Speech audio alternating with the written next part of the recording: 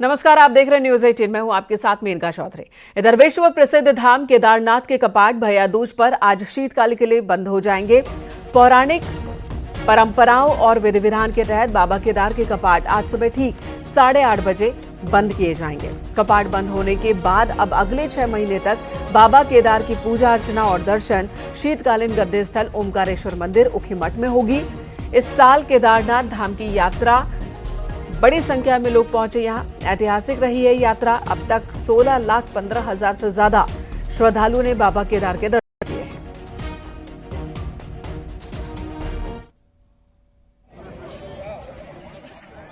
ये खूबसूरत तस्वीरें आपको दिखा रहे हैं केदारनाथ धाम की। ये तस्वीर देखिए। आज जब कपाट बंद हो जाएगा उसके बाद अगले 6 महीने तक यहां बाबा के दर्शन नहीं हो पाएंगे, पूजा अर्चना यहां नहीं हो पाएगी। ग्रीष्मकाल में यानी कि गर्मी के दिनों में पूजा अर्चना बाबा केदार की केदारनाथ धाम में होती है, जबकि ठंड के मौके पर शीतकालीन गद्दे स्थल उखीमठ में पूजा अर्चना होती है। संदीप हमारे सहयोगी इस वक्त हमारे साथ जुड़ चुके हैं। संदीप प्रसाद। संदीप, इस वक्त बताइएगा, बहुत ज़्यादा वक्त नहीं रह गया है और इस खास मौके पर बड़ी संख्या में लोग आते हैं, दूर दूर से लोग आते हैं बाबा केदार के दर्शन करने के लिए। और किस तरह की तैयारी की गई है कपाट बंद होने को लेकर? कौन कौन सी परंपराएं हैं जिनका पालन करना होता है? बिल्कुल, मैं इनका आपको बता दें, क्योंकि जो केदारनाथ धाम के जो ग्रीष्मकालीन दर्शन होते हैं वो बाबा केदारनाथ के धाम केदारनाथ में है। और जो आज कपाट बंद होंगे उसके बाद जो शीतकालीन दर्शन होंगे अब वो उनके पंच केदारों के गद्दी स्थल जो मंदिर है ओंकारेश्वर उखीमठ उसमें किए जाएंगे। और जो परंपरा आपने कहा, क्योंकि कल जो आज भैया दूज का पर्व 8:30 पर जो शुभ लग्न होता है उस लग्न में बाबा केदार के कपाट बंद कर दिए जाएंगे। और जिसके बाद जो बाबा केदार की पंचमुखी उत्सव डोली है वो केदारनाथ धाम से अपने हजारों भक्तों के साथ जोश और उत्साह के साथ अपने शीतकालीन गद्दी स्थल ओंकारेश्वर मंदिर के लिए रवाना होगी। तो और ये रास्ता बहुत कठिन होता डोली है उसका प्रथम संदीप, ये रास्ता बहुत ही कठिन होता है।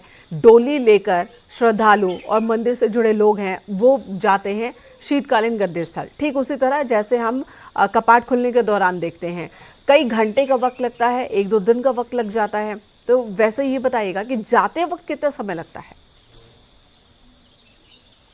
जी बिल्कुल, मैं आपको बता दूं, क्योंकि जो गौरीकुंड तक हमारे जो वाहन जाते हैं उसके बाद जो पैदल ट्रैक है और चढ़ाई है, जो कठिन मार्ग वो और पैदल ट्रैक लगभग 16 से 17 किलोमीटर का पैदल ट्रैक है। और वो काफी कठिन मार्ग होता है, 4 से 6 फीट का रास्ता होता है और बिल्कुल ढलान वाला होता है, पहाड़ी है पूरी। तो कहीं ना कहीं सबसे बड़ी बात है कि बाबा केदार के प्रति जो भक्तों की आस्था होती है वो सबसे अहम बात होती है। और जब केदारनाथ से डोली निकलेगी हजारों भक्तों के साथ, दो नंगे पांव वहां से जो डोली लेकर आते हैं वो लोग उस ढलान वाले रास्ते से, उस खतरनाक रास्तों से होकर वो गौरीकुंड पहुंचते हैं। तो आप लगा सकते हैं कितने खतरनाक वहां पे रास्ते हैं, सकरे रास्ते हैं, बिल्कुल पगडंडी नुमा रास्ते हैं।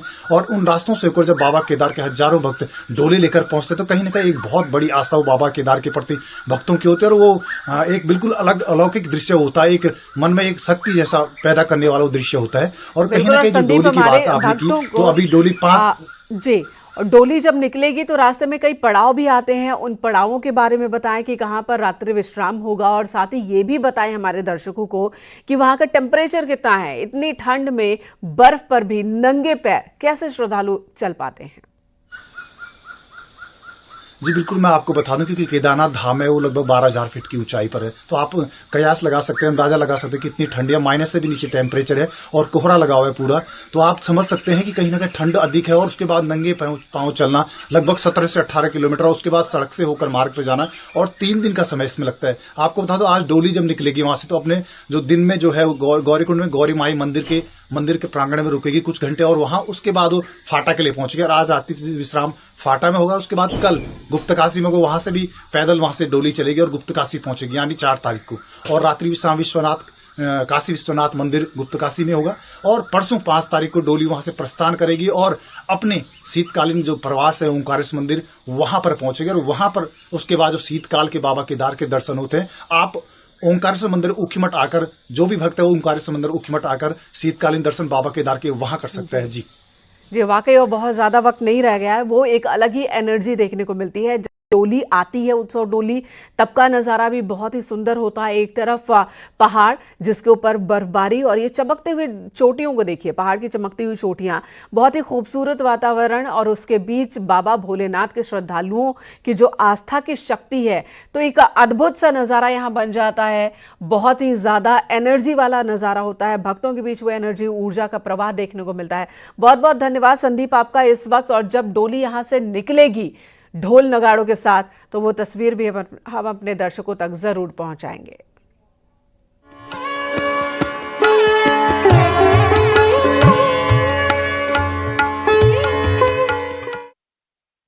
उत्तरकाशी में यमुनोत्री धाम के कपाट भी आज ही बंद होंगे शीतकाल के लिए। विश्व प्रसिद्ध यमुनोत्री धाम के कपाट आज भैया दूज के मौके पर ही बंद किए जाते हैं। दोपहर 12:05 पर बंद किए जाएंगे कपाट। अभिजीत मुहूर्त में वैदिक मंत्रोच्चारण के बीच शीतकाल के लिए कपाट बंद कर दिए जाएंगे और यहां से उत्सव डोली रवाना हो जाएगी। अगले 6 महीने तक मां यमुना के दर्शन और उनकी पूजा अर्चना, उनके शीतकालीन प्रवास खरसाली में संभव होगा। बलबीर परमार हमारे सहयोगी उत्तरकाशी से हमारे साथ जुड़ चुके हैं। बलबीर, भैया दूज के मौके पर यमुना और यम भाई बहन की कहानी हम सब सुनते हैं, सुनाते हैं, और आज कपाट बंद हो रहे हैं। किस तरह की तैयारी और किस तरह की परंपरा वहां निभाई जाती है? बिल्कुल, भैया दूज का पावन पर्व आज है और कुछ ही देर में जो शीतकालीन प्रवास खरसाली है, वहां से जो डोली है वो शनिदेव की डोली जो यमुनोत्री धाम है वहां के लिए रवाना होगी। और आज का दिन का अपना महत्व है। बताते हैं कि जो यमुनोत्री धाम में जो आज के दिन स्नान करता है उसको कई पुण्यों का लाभ मिलता है, यम यातना से भी उसको छुटकारा मिलता है। तो आज बड़ी संख्या में जो श्रद्धालु है यमुनोत्री धाम की तरफ रुख किए हुए हैं और सुबह से हम देख रहे हैं कि श्रद्धालुओं में जोश देखने मिल रहा है, क्योंकि यमुनोत्री धाम के आज कपाट बंद होने ठीक 12:05 पर कपाट बंद कर दिए जाएंगे। तो पूजा अर्चना शुरू हो गई है, सुबह आरती यमुनोत्री धाम में की गई और अब अभी अपडेट ये है कि निर्माण दर्शन वहां पहुंच रहे वो कर पाएंगे। तो एक उत्साह भरा माहौल है और शीतकालीन प्रवास जो खरसाली है, जहां शाम को जो मां यमुना की डोली, उत्सव डोली है पहुंचेगी, तो वहां भी भव्य तैयारी ग्रामीणों ने की है, क्योंकि भव्य स्वागत किया जाता है। 6 माह बाद मां यमुना शीतकालीन प्रवास खरसाली में लौटेंगी। तो ग्रामीणों में उत्साह है और उत्साह पूरी यात्रा में इस समय देखा जा रहा है कपाट बंद के दौरान। और इस बार की यात्रा अपने आप में ही रिकॉर्ड यात्री पहुंचे हैं। तो कहीं ना कहीं यमुनोत्री धाम में जिस तरह से संख्या बढ़ी है, तो उससे उत्साह और ज्यादा जो पुरोहित है, जो ग्रामीण है, उनका बढ़ा हुआ है। और इस समय भक्तिमय माहौल। खरसाली गद्दी स्थल वो यहाँ से कितनी दूर है, कितना वक्त लगता है, और इस पूरे रास्ते के बारे में बताएं कि किस तरह की ये यात्रा होती है? खरसाली से जो यमुनोत्री धाम है 6 किलोमीटर की दूरी पे पड़ता है। ठीक है, 12:05 पर जब कपाट बंद हो जाएंगे तो 6 किलोमीटर का पैदल सफर है। पैदल सफर करके खरसाली पहुंचा जाता है। तो आज अगर 12:05 पर कपाट बंद होंगे तो शाम तक जो उत्सव डोली है वो जो बैंड बाजे हैं, जो पारंपरिक वेद बैंड बाजे होते हैं, उसके साथ डोली की कलश यात्रा, उत्सव डोली खरसाली पहुंचती है। तो पूरी तरह से उत्सव है, उत्सव वाला माहौल है और खरसाली गांव के लिए वाकई उत्सव वाला माहौल है और अलौकिक दृश्य देखने को मिल रहा है। मां यमुना के इस धाम को देखिए किस तरह से सजावट की गई है। रंग बिरंगी लाइट्स का इस्तेमाल किया गया है, फूलों का इस्तेमाल किया गया है। और यमुनोत्री धाम के कपाट आज बंद होंगे अगले 6 महीने के लिए। उससे पहले की ये सजावट बहुत ही अलौकिक है, बहुत ही खूबसूरत है, ध्यान आकर्षित करने वाली ये सजावट।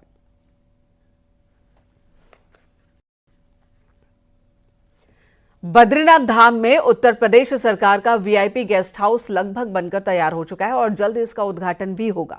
बताया जा रहा है कि 15 नवंबर को उत्तर प्रदेश के मुख्यमंत्री योगी आदित्यनाथ बद्रीनाथ धाम आ सकते हैं और इस गेस्ट हाउस का उद्घाटन कर सकते हैं। इस गेस्ट हाउस के बनने से यूपी के वीआईपी और यात्रियों को चारों धाम के दौरान रुकने की एक अच्छी व्यवस्था और हो जाएगी।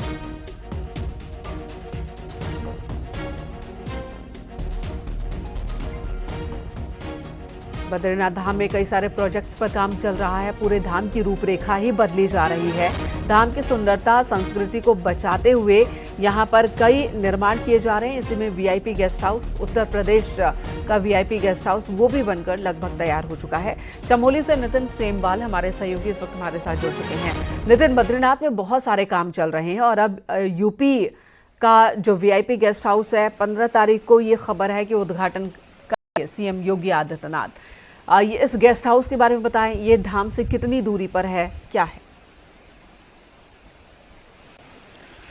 जी, अगर बात करें तो जो उत्तर प्रदेश सरकार का जो guest house, VIP guest house बनकर लगभग तैयार हो चुका है, वो बद्रीनाथ धाम के प्रवेश पर ही बनाया गया है। और अगर हम बात करें तो पिछले वर्ष जब उत्तर प्रदेश के मुख्यमंत्री योगी आदित्यनाथ बद्रीनाथ धाम के दौरे पर आए थे, तब उन्होंने इसकी आधारशिला रखी थी। ये पूरी जहाँ पे ये वीआईपी गेस्ट हाउस बन रहा है, ये पूरी भूमि जो है वो उत्तर प्रदेश सरकार की है और वहाँ पे उन्होंने इस गेस्ट हाउस को बनाने की रूपरेखा तैयार की थी। उसका शिलान्यास वहाँ पे किया गया था, क्योंकि उत्तर प्रदेश से भारी संख्या में यात्री बद्रीनाथ धाम आते हैं। इसके अलावा वीआईपी विधायक की बात करें या मंत्रियों की बात करें, लगातार बद्रीनाथ धाम की यात्रा पर आते रहते हैं। 6 माह जब ग्रीष्म काल में भगवान बद्री विशाल के कपाट खुले रहते हैं, तो ऐसे में उन लोगों को कोई परेशानी न हो, इसलिए वीआईपी गेस्ट हाउस का निर्माण किया गया था, जो लगभग अब तैयार हो चुका है।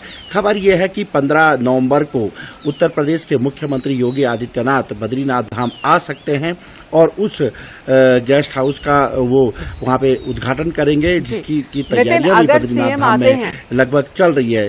योगी आदित्यनाथ अगर पहुंचते हैं वहाँ उद्घाटन के लिए, तो उस कार्यक्रम के बारे में कोई जानकारी है क्या कि किस तरह से रूपरेखा होगी, कितने बजे के आसपास कार्यक्रम होगा? जी, अभी एक ये संभावित कार्यक्रम बताया जा रहा है कि संभावना है कि वो आ सकते हैं, क्योंकि जिस तरीके से केदारनाथ धाम में विधायक के चुनाव हो रहे हैं, यानी कि विधानसभा चुनाव हो रहे हैं, तो उस दौरान बताया जा रहा है कि स्टार प्रचारकों के तौर पर योगी आदित्यनाथ पहुंच सकते हैं। तो ये एक संभावना बताई जा रही है, लेकिन अभी तक कार्यक्रम जो है वो सरकारी कार्यक्रम फिक्स नहीं हुआ है, लेकिन एक संभावना जरूर है कि वो आ सकते हैं।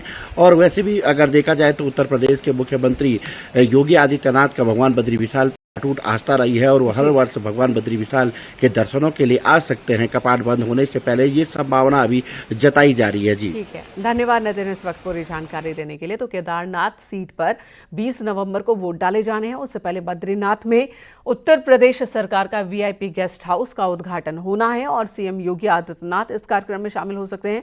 अभी ये संभावना है, कार्यक्रम तय नहीं है। उत्तराखंड देवभूमि में 5 केदार हैं, जहां पर बाबा भोलेनाथ की पूजा अर्चना होती है। केदारनाथ धाम के अलावा मधेश्वर, तुंगनाथ, रुद्रनाथ और कल्पेश्वर धाम है। बाबा तुंगनाथ के कपाट 4 नवंबर को बंद हो जाएंगे।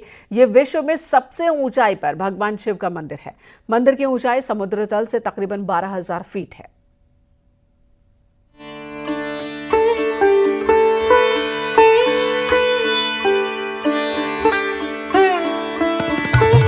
उत्तराखंड में 5 केदार हैं, यानी केदारनाथ के अलावा 4 केदार और हैं, जहां पर बाबा भोलेनाथ की पूजा होती है। इनमें सबसे पहले बाबा केदारनाथ धाम है, फिर मधमहेश्वर, फिर बाबा तुंगनाथ, फिर रुद्रनाथ और फिर बाबा कल्पेश्वर। बाबा तुंगनाथ के कपाट 4 नवंबर को बंद होंगे। विश्व में सबसे ऊंचाई पर भगवान शिव का मंदिर, यहाँ की ऊंचाई समुद्र तल से 12,000 फीट ज्यादा है। भैरव बाबा, माता पार्वती और नंदी की भी पूजा होती है। मान्यता है कि मंदिर महाभारत काल से बना हुआ है। भगवान शिव के हृदय और भुजाओं की पूजा होती है। उत्तराखंड में 5 केदार हैं, यानी केदारनाथ के अलावा 4 केदार और हैं, जहां पर बाबा भोलेनाथ की पूजा होती है।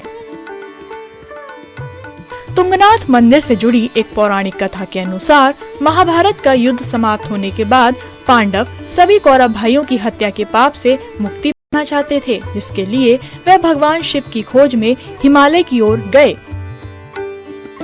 पांडवों को अपनी ओर आता देख भगवान शिव अंतर्ध्यान होकर केदार में जा बसे। पांडवों को जब यह पता चला तो वह भी भगवान शिव के पीछे केदार पर्वत पहुंच गए।